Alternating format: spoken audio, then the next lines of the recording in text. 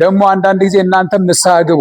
እንሞታለን ሁላችንም እንሄዳለን ከዚህ ዓለምና የተወደዳችሁ የእግዚአብሔር ቤተሰቦች ሁላችሁም የንስሐ ልጆቼ እንደዚሁም በዚህ ስፍራ ላይ የተገኛችሁ ሁላችሁም ክርስቶሳውያን እንደምን አደራችሁ? እንደምን ሰነበታችሁ?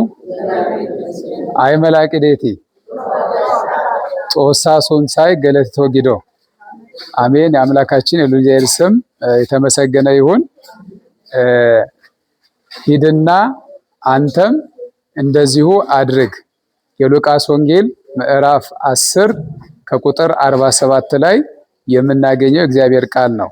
እንግዲህ ሂድና አንተም እንደዚሁ አድርግ የሚለውን ቃል የተናገረው ጌታችን መድኃኒታችን ኢየሱስ ክርስቶስ ነው።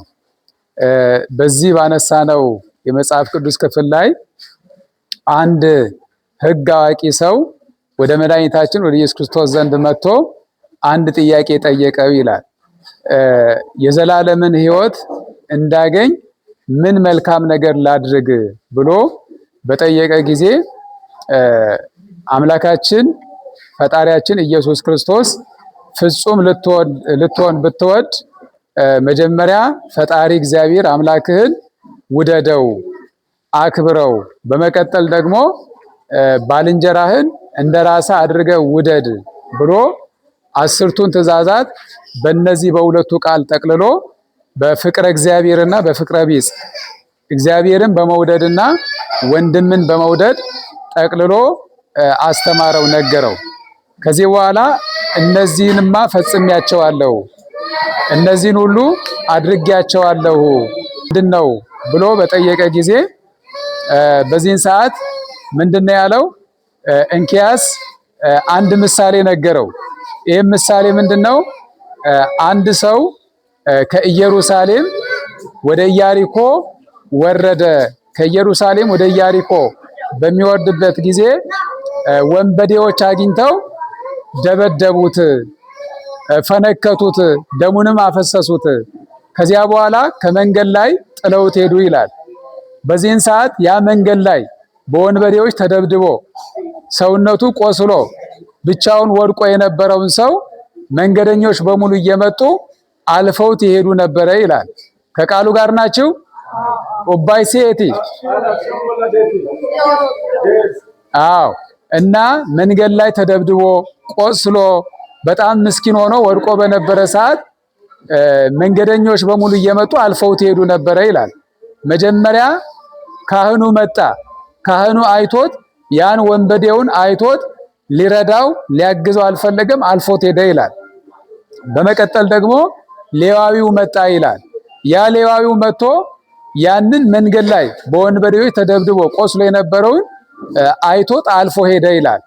ቀጥሎ መጨረሻ ሶስተኛ ላይ አንድ ሳምራዊ መጣና ያንን በወንበዴዎች ተደብድቦ ቆስሎ የነበረውን ሰው አይቶ ጠጋ ብሎ ቁስሉን አስሮ አክሞለት ዘይት አፍስሶ ወይን ጨምሮበት ቁስሉን ጠግኖ አክሞት ከዚያ በኋላ ደግሞ በተቀመጠበት አህያ ላይ አስቀምጦት ወደ መንደር ይዞት ሄደ ይላል።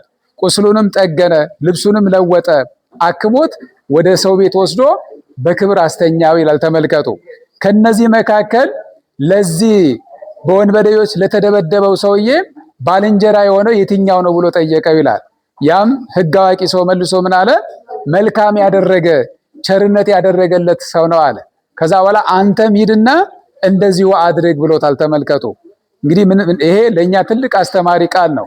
ያንን ተቸግሮ የነበረውን ቆስሎ የነበረውን መንገድ ላይ ወድቆ የነበረውን ሰው አንስቶ ያከመው፣ ቁስሉን የጠገነው፣ እንደገና ያጽናናው፣ ልብሱን የለወጠው፣ የራበውን ያበላው፣ የተጠማውን ያጠጣው ከሶስቱ ሳምራዊ ሰው ነበር ማለት ነው። ምን ስለሆነ? ደግ ሰው ስለነበረ።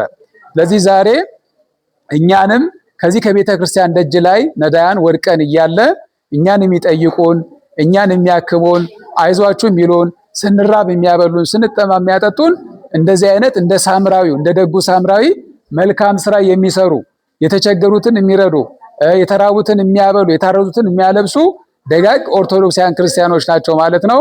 ከነዛ መካከል አሁን እነዚህ የምታዩቸው ክርስቲያኖች ሕይወታቸውን በምክረ ካህን በፈቃደ ካህን የሚመሩ ክርስቲያኖች ናቸው። ዛሬ እንግዲህ ዛሬ ጰራቅሊጦስ ነው፣ ትልቅ በዓል ነው፣ ቅበላ ነው፣ ጾም መያዣ ነው። ስለዚህ ይህንን ቅበላ የጾም መያዣን መርሃ ግብር ከነዳያን ጋር ከናንተ ከነዳያን ጋር አብረን ማሳለፍ አለብን ብለው ይሄንን ማዕድ አዘጋጅተዋል ማለት ነው። እስኪ መርቋቸው እባይ እስቲ አንጂቴ። እሺ እንግዲህ ጥሩ ነው። አሁን እሺ ጥሩ ነው። ለወደፊቱ እንግዲህ ከዚህ በተሻለ መልኩ አዘጋጅተው ይዘክሯችኋል ማለት ስነ ምግባራችሁን ጠብቁ። ከዚህ ከቤተ ክርስቲያን ደጃፍ ላይ ተቀምጣችሁ ስትለምኑ ስትጠይቁ ሁሉም ይዘከራችኋል። ነገር ግን ደግሞ ስነ ምግባራችሁን መጠበቅ ያስፈልጋል። መጠጥ አብዝታችሁ እንዳትጠጡ። መጠጥ ሲባል ደግሞ ጥሩ አይደለም ለእናንተ እንዳትጠጡ።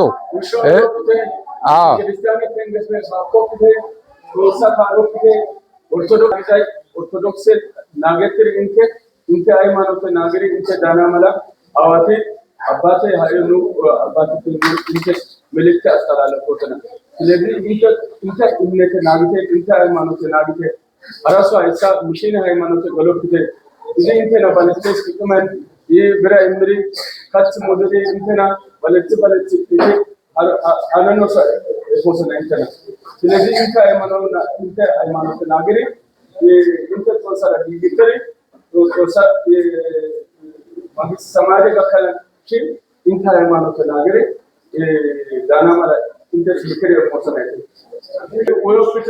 መጠጥ አትጠጡ።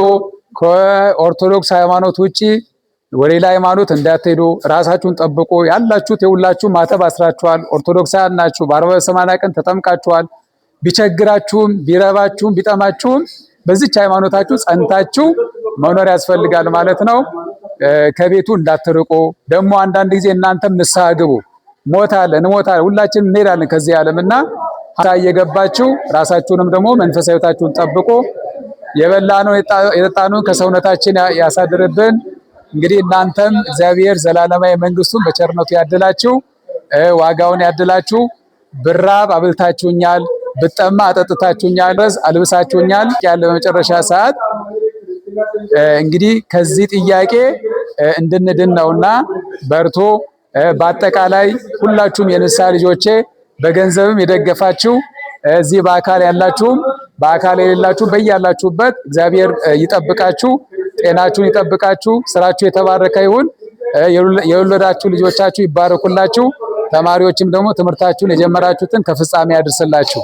ስራችሁን ሁሉ ይባርክላችሁ። በሰላም እንዳዋለን በሰላም እንዳሳደረን በሰላም ያውለን።